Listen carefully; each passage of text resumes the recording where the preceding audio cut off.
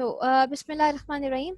So where we are today, we are going to learn about the recurrent relation जो हमारे पिछले particular videos से हम लोग देखते हुए आ रहे हैं, चीज़ों को learn करते हुए आ रहे हैं. जो एक main target था, हम लोग उसमें differences को target कर रहे थे कि like हम लोग recurrence में थे, यानी कि अपने आप को जो है वो function call कर रहा था multiple times or many times or a single time, whatever is the criteria according to the algorithm. तो अब जो हमारा है एक दूसरी टाइप आपके रिकन्सिलेशन की, वो आपके पास कुछ डिवाइडिंग पैटर्न भी आ सकता है. ठीक है, अब तक हमने डिफरेंस पैटर्न देखे हैं. So let's suppose I have written an algorithm over here. ठीक है, और इस एल्गोरिथम की अगर हम बात करें तो हमने वही सिंपल पुराने वाला ही एल्गोरिथम लिया जो हम पीछे से लेते हुए चले आ रहे हैं, डेमो रिकरेंस का.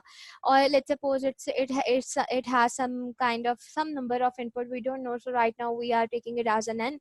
और यहाँ पे अगर आप देखो तो मेरे पास इफ कंडीशन जो है वो अब जीरो में नहीं आ रही है. तो नॉर्मली जो आपकी डिवाइडिंग पैटर्न्स होते हैं, like I told you in the previous classes as well, in the previous sessions as well, जिसके अंदर हमने कहा था कि normally it would be equal to zero और ग्रेटर देन जीरो या जो भी है. लेकिन डिवाइडिंग पैटर्न्स में आपका ज्यादातर इट वुड बी इजी कि आप एक वन के अकॉर्डिंग लेकर चलो. जीरो से भी हो सकता है लेकिन वो थोड़ा सा क्रिटिकल हो जाता है समटाइम्स. लेकिन लेंथी और कॉम्प्लेक्सिटी से बचने के लिए हम यहाँ पर वन ले रहे हैं. सो अगर आपको इस पॉइंट का बहुत ज्यादा गेट इन नहीं किया तो हम इसको सेपरेटली देख लेंगे. लेकिन स्टिल लेट्स सपोज कि this is an algorithm and condition is like this कि अगर एन जो वैल्यू आपकी ग्रेटर देन 1 तक रहेगी तो then j is going to run some statements multiple times. जो भी स्टेटमेंट हो सकती है, हम लोग प्रिंट ऑफ ले सकते हैं या what ever is the statement, but the target over here is these two things. ठीक है ना, जिसके अंदर हम क्या कर रहे हैं, जिसके अंदर हम लोग ये चीज शो करवा रहे हैं कि हमारा जो एल्गोरिथम है वो अपने ही आप को 2 टाइम्स कॉल कर रहा है with the division pattern. So every time if it's n,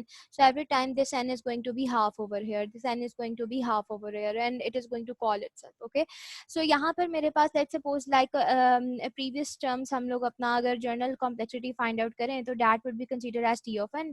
Definitely this time would be considered as t of n and where n is the sample of the input. okay, and number of times कब तक ये जो है वो run कर रहा है, this algorithm would be like n. okay, and then there is another line over here, demo recurrence, जो कि अपने आप को कॉल कर रहा है, जिसको हम इसको रिकरेंस का नाम देते हैं. ठीक है ना. okay, okay, so ultimately these two would be considered as like t of n by 2. definitely this according to the size of input that is going to be half. और अगर इसकी हम बात करें तो ये भी क्या है, t n by 2. okay, that is again is going to be half. तो ultimately जो हमारा particular relation इसके अंदर बनेगा, जो total time complexity बनेगी, that would be of t of n. ठीक है, अगर आप इसको प्लस भी करते हो तो देखो यहाँ पर ये क्या है, T n by two, T n by two के दो आ रहे हैं. ठीक है, तो definitely we are going to do it like this, two T n by two. Okay, and plus किसके साथ, अगर आप ऊपर देखो तो that would be considered as n. so it would be n. तो अगर हम इसकी बेस पे अपना रिकरेंस रिलेशन डेवलप करते हैं तो हमारा रिकरेंस रिलेशन क्या होगा, it would be 2t n by 2 plus n in case of when, जब मेरा n क्या है, greater than 1 है. but what will happen when my n is would be equal to 1, definitely would be equal to 1, it would become as some kind of constant. और यहाँ पे हम जो constant ले रहे हैं वो क्या ले रहे हैं, 1 ले रहे हैं, just for our ease. Okay, so यहाँ पर ये क्या था, ये हमारा जर्नल एक रिलेशन शो करवा रहा था. Let's move to our actual example, जिसमें हम सब्स्टिट्यूशन मेथड से और ट्री मेथड से अपने इस पर्टिकुलर रिकरेंस रिलेशन को सॉल्व करके देखते हैं. ओके, बिस्मिल्लाहिर्रहमानिर्रहीम. So here we are with the same recurrence relation जो कि जिस अभी हम लोगों ने कैलकुलेट किया, और इसके लिए अब हम क्या करेंगे, हम लोग इसको सॉल्व करेंगे विद आवर सब्स्टिट्यूशन मेथड. इसका इसी पर्टिकुलर क्राइटेरिया का जो ट्री मेथड है, that will be a homework for you. I am going to give a guess जिसकी बेस पर आप लोग जो है वो उसको सॉल्व करके दिखाओगे. But let's solve the tree method over here. चलें जी, हम बात करते हैं ट्री मेथड की. हमारे पास रिलेशन है, तो हमारे पास सॉरी सब्स्टिट्यूशन मेथड की हमारे पास रिलेशन है. तो let it right over here. हम किसके लिए सॉल्व करने जा रहे हैं, हम सॉल्व करने जा रहे हैं टी ऑफ एन के लिए, where T of n is equal to two T n by two. Okay, two T n by two plus n. Okay, let us say at as equation number 1। अच्छा, क्या करना है, T N का हमें पता है कि टी एन की वैल्यू होगी, तो just for saving the time I am not writing over again, but what we have to assume that what will be the value of T n by 2।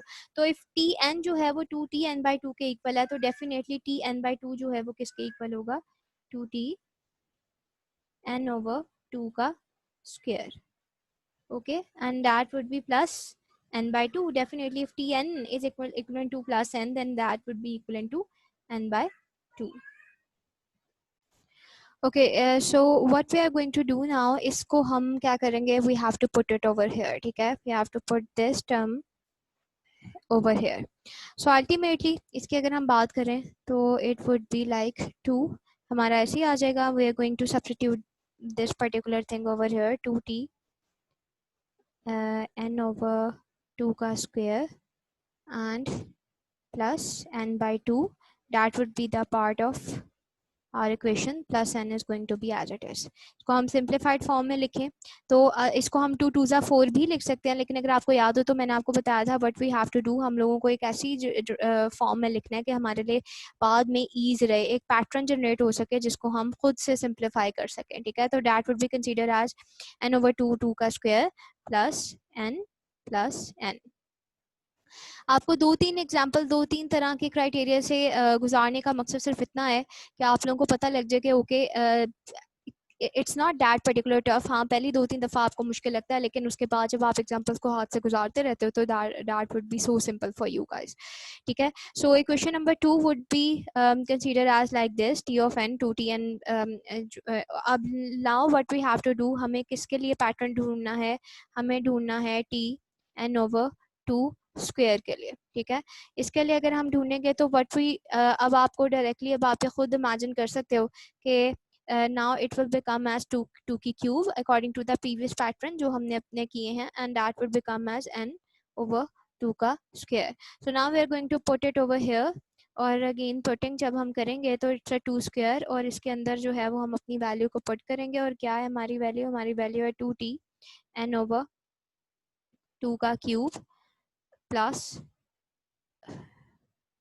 2 का cube plus n over 2 square, और bracket would be close, और plus n आप यहीं पे उसको 2n भी बना सकते हो, लेकिन I am going to wait for the next step. Okay, so ultimately this is going to happen. जब हम इसको ओपन करेंगे यानी कि कैलकुलेट करेंगे तो that would become as, now you know okay this is the nice pattern, 2 का square 2 2 का स्क्वायर 2 की क्यूब, ठीक है। और ये क्या बन जाएगा मेरे पास, नेक्स्ट मेरे पास क्या आ जाएगा, टी एन ओवर 2 की क्यूब, ठीक है, n over 2 की cube plus, now it's very definite 2 की स्क्वायर जब अंदर से होगा तो इट विल ये कट हो जाएगा और n जो है वो हमारे पास बाहर हो जाएगा, तो n plus n would become as 3n. Okay, so we can say it our equation number 3। अच्छा, कब तक करना है, definitely you can do the same procedure for 2 की 4 2 की 5, ठीक है ना, लेकिन हम इतना करते नहीं है क्योंकि हमारे पास एग्जाम पॉइंट ऑफ व्यू से इतना टाइम नहीं होता। सो वी कैन कंसीडर कि ये हम काम कब तक करते रहेंगे, when we are going to consider some number जिसको हम क्या कहेंगे, के कंसीडर करेंगे। लेट्स सपोज कि अब हम करते करते कहाँ पर पहुँच गए, एक सम वैल्यू पे पहुँच गए जहाँ पर हमारे पास पावर जो है वो क्या हो गई है, के हो चुकी है, यानी कि वैल्यू के हो चुकी है। टी जो है it is very obvious that would become also 2 की के, ओके, एंड देन प्लस हमारे पास डेफिनेटली ये पैटर्न आपको अब समझ में आ गया होगा, इट विल बिकम एज के एन, ठीक है। Now assumption would be like this, now we have to take the assumption कि let's suppose कि हम k तक पहुंच चुके हैं, and ultimately after k we are going for our base case। और base case क्या था, जैसे पिछले recurrent relation में हमारा base case 0 था, और यहाँ पर हम लोगों ने अपना base case जो है वो क्या लिया है, 1 लिया है, ठीक है। तो we can assume, you can write it over here, like let's say assume that t n over 2k now would equivalent to or come close at our base case, that is t1। base case could be any जो भी आपको given दिया गया, ठीक है। so we can say that कि n over 2k जो कि n over 2k है, if this is the thing then we can say कि n over 2k is going to equal to 1, and with the help of this methodology, this assumption, we can say कि our n is equal to 2 की power k। okay, so ultimately अगर आप इसकी बात करो तो अब ये क्या बन जाएगा, I know if there's n over 2k, then this particular pattern would become as, you know, the simple logarithm. Okay अब हमने इतनी दफ़ा ये चीज़ें कर ली हैं कि आप ये खुद से बता सकते हो कि k would become as log of n. ठीक है, so what we can say, हमारा जो अबव पैटर्न है उसके मुताबिक हम क्या कर सकते हैं, क्या थी हमारी इक्वेशन, अगर मैं यहाँ पे दोबारा लिखूँ क्योंकि मैंने काफ़ी बोल्ड किया हुआ ताकि आप लोगों को क्लियरली नज़र आए. दैट वाज 2 की power k t of 1 plus के एन. ओके और इसके अंदर अगर हम पुट करें सिंप्लीफाई करने के लिए, तो टू के क्या था, two k we know two k was equivalent to N.